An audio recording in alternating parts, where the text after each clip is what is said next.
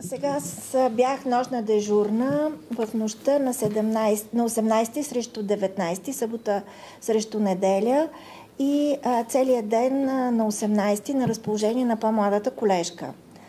В 8:30 бебенцето постъпи в интензивно неонатологично отделение на Токлуда болница.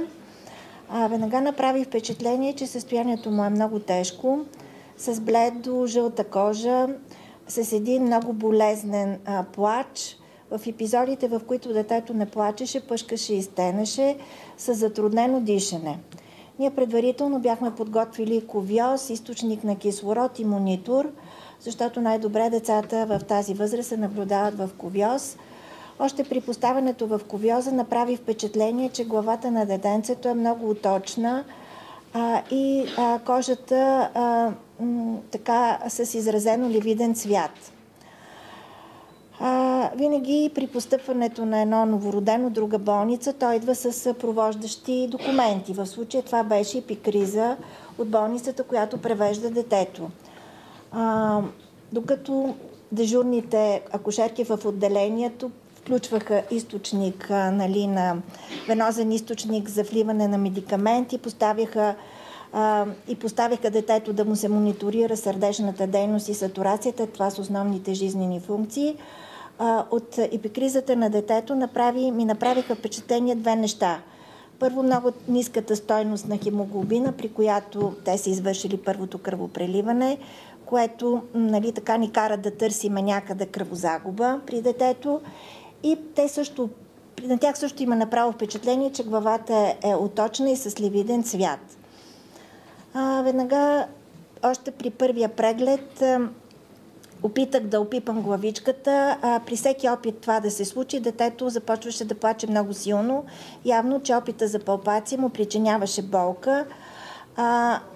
И това ни накара веднага да обезболим детето, за да можем да вземем нужните изследвания и да извършиме първия преглед по-качествено. При повторния опит да опипам главичката ми се стори, че опипвам нещо, което беше суспектно за счупване на черепа. И затова веднага решихме, че освен, че ще направим задължителната снимка на бял дроб и сърце, аз казах множествено число, защото доктор Игова, тя все още не си беше тръгнала, беше при мене, което е разбираемо, когато приема толкова дете в толкова тежко състояние, че освен снимката на бял дроб и сърце, която е задължително при новородени с затруднено дишане, ще направим и рентгенова снимка на костите на черепа. И веднага потърсих дежурен неврохирург. Имаше такъв на разположение. Обадих се на доктор Гергелчев, който беше дежурният неврохирург на разположение, и го помолих да дойде, евентуално той също да консултира детенцето. Докато дойдат колегите да направят рентгеновата снимка, в отделението имаме ехограф, с който може да се направи ехографско изследване на централната нервна система. При това изследване се видя една находка, която беше подозрителна за кръвоизлив в третия мозъчен вентрикул, но ехографското изследване е едно насочващо изследване, така че когато имаме съмнение за по-тежки промени в мозъка, не разчитаме изцяло на него. Рентгеновата снимка, резултат от нея, в компютърната система се вижда почти веднага, така че на около, може би, 40-та минута от приемането на детето в отделението, двете с доктор Игова видяхме тази снимка и на нея се виждаше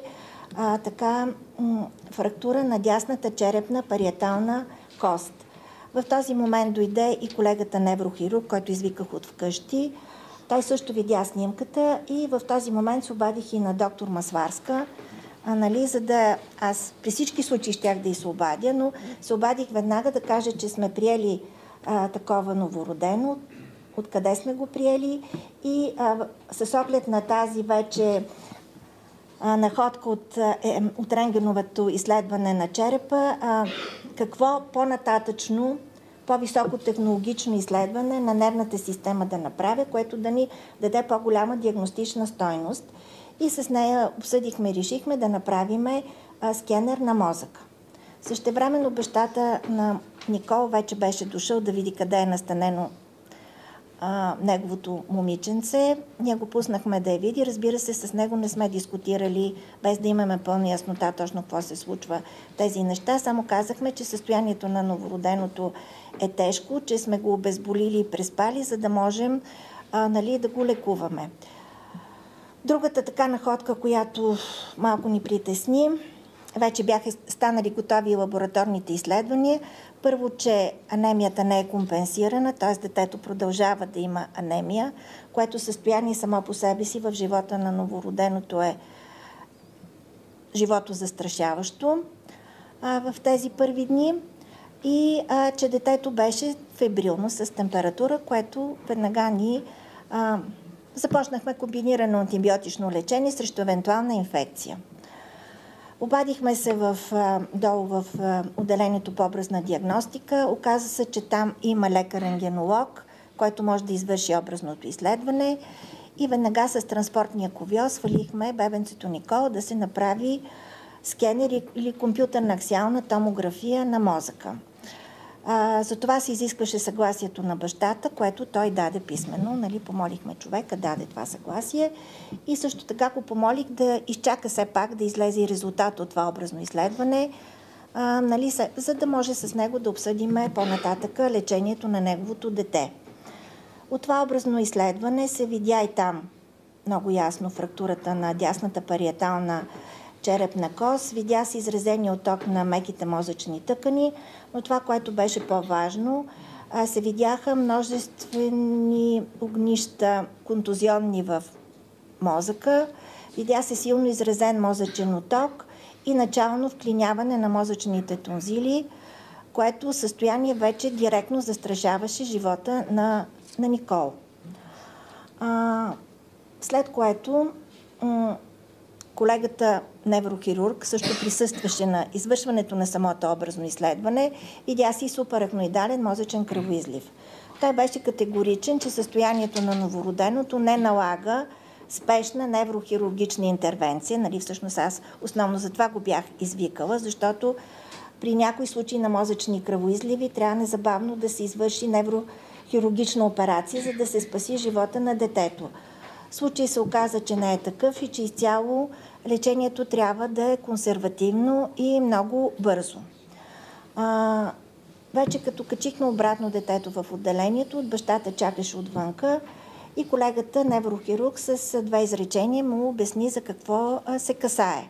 Че има счупване на черепа и много силен мозъчен отток, множествени кръвоизливи в мозъка и че този силен мозъчен отток всъщност застрашава непосредствено живота на детето. И че в следващите 3 до 7 дни състоянието му ще бъде критично. Бащата, разбира се, беше много разстроен. Аз трябваше да вляза веднага да се взема с вече непосредствените терапевтични процедури предвид новото състояние. Пак се обадих на доктор Масларска, за да ги обсъдиме, какви точно спешни терапевтични процедури, в какъв ред да предприемем. И веднага започнахме първо.